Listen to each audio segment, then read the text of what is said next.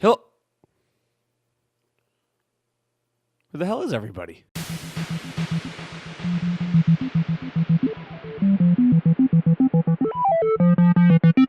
Hello, everybody. Welcome to the Angels React. Today, we're going to be talking about Daredevil Season 2. Holy shit. Where the heck do we even start? I guess let's start with The Punisher. So, I mean, the series certainly did. First episode, come out with a bang. I did not expect them to come out so quickly with him. I thought it would be a slow burn, kind of like what they did with Fisk in Season 1. You know, the Kingpin took a little while to come through, but now The Punisher, John Bernthal, showed up Episode 1. I was not expecting that, and he was amazing. He's probably my standout for this season. Really, heartbroken performance. It's probably the way to put it. Like it was heart-wrenching.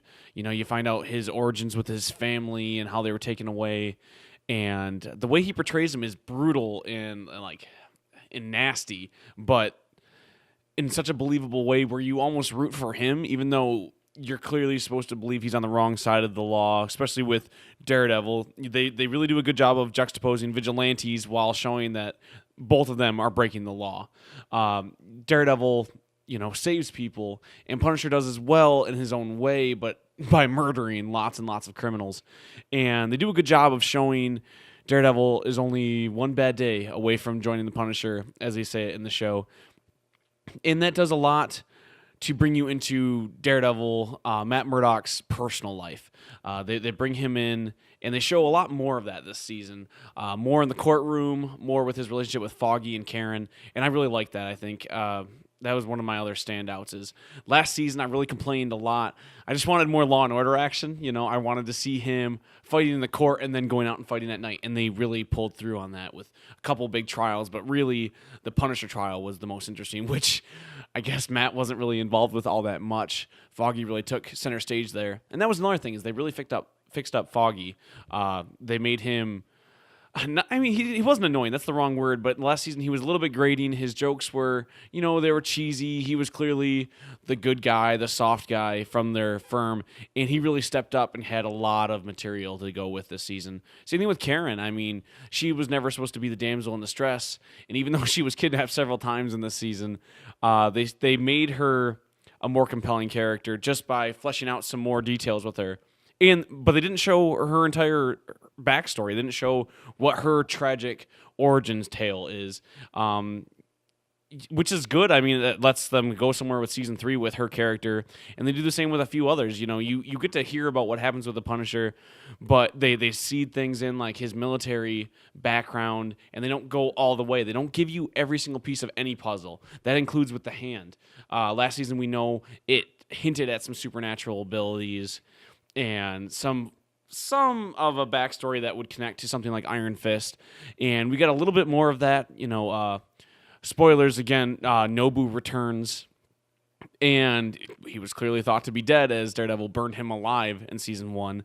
And the way he comes back is never explained. It's just hinted that he cannot die, and that continues on. And holy shit, do they take him out in an extraordinary fashion.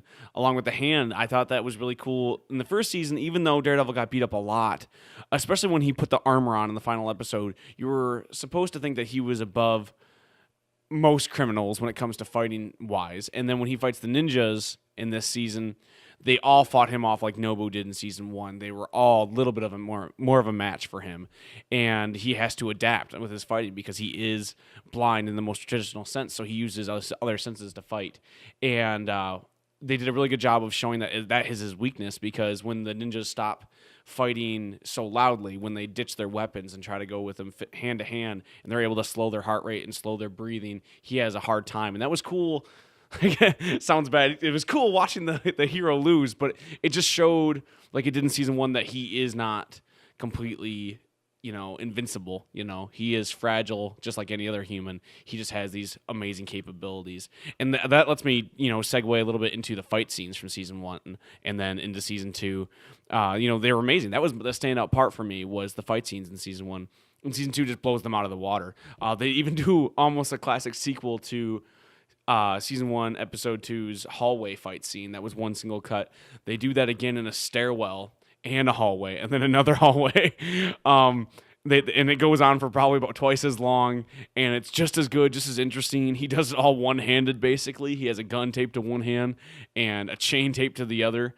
And that was probably the standout fight scene for me this season. You get a couple of good scenes of John Bernthal's Punisher fighting off, criminals. There's a couple of cool scenes in a jail that was a little bit of a standout for the fight scenes. Elektra has some really, really good moments in this. Fighting wise, but emotionally wise, that was a really good through line to showing Matt's. It crosses over between his Daredevil side and the Matt Murdock side because he's torn. He has this relationship with Elektra that spans a few years, and she knows the darker side of him. She knows the vigilante side. She knows his secret, and he lets her know that. And they share a connection that him and Karen just cannot, as they have a budding relationship. And Elektra comes back to town. That was a really, really cool way to frame up showing the flashbacks. Overall, this season was amazing. It did everything I wanted it to do, literally. Better fight scenes, more courtroom action, more characters with Punisher and Elektra. Stick returned, which was what I was really hoping for, is to see more action with Stick, and that did not disappoint. They hinted again more and more towards the shared universe, whether it be with the supernatural, things that were going on with the hand, or hinting that, not Iron Fist, but that Jessica Jones was at least involved. Hogarth shows up to try to recruit Foggy near the end of the series. And I know, again, this is a little bit more of a spoilerish topic, but if you're watching this and this is reaction spoiler cast, I mean, you should probably know what's going on. In any ways, that was an amazing season. I wish there were more than 13 hours of television to watch, but I binged it all, and I should probably go get some sleep now. So thank you for watching. Put in the comments below what you think. Let me know what you think of his new Billy Club. I didn't really talk about that, just because it was so amazing. I don't know what to really say, except for that was really, really cool, and a really cool way to round out the series, upgrading Daredevil as the same as Season 1 did. It gave him the iconic suit, and Season 2 gave him the iconic Billy Club grappling hook combo. So yeah, let me know what you think. I'm at Resident Steve on Twitter. We are at Cave Trolls Cast, and we're the Cave Trolls, and we're out.